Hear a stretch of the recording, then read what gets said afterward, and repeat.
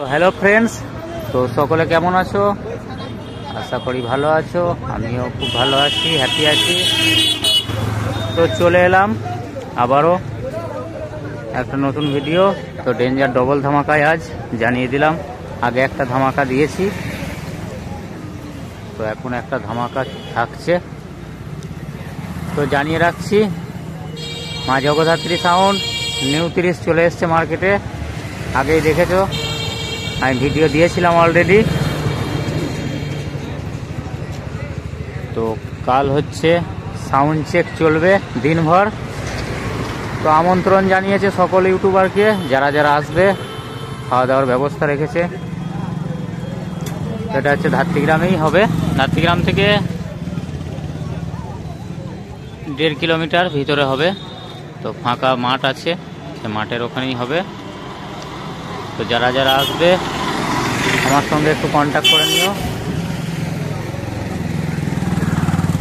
আর কে setting করছে বা কে setting করবে জানি না এখনো পর্যন্ত, তো গোপন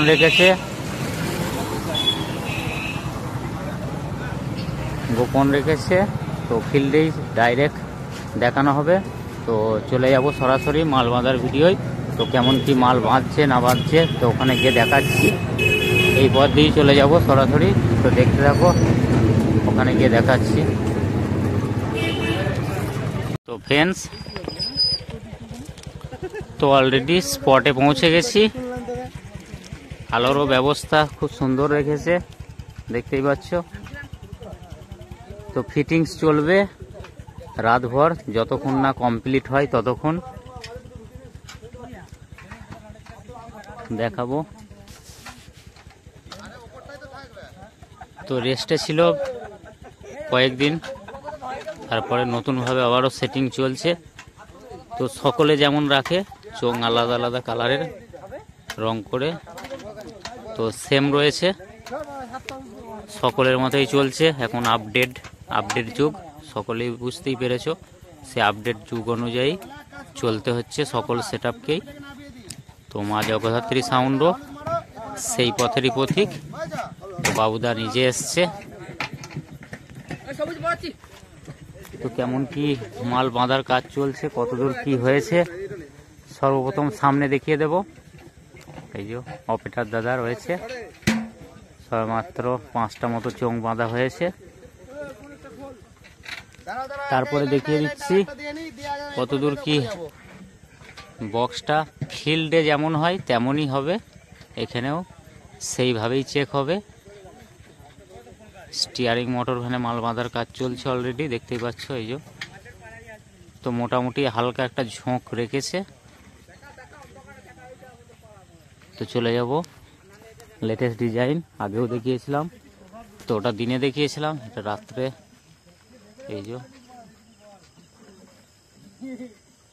এখনো মেশিনপত্র কিছু সাজানো হয়নি, দেখতেই পাচ্ছ।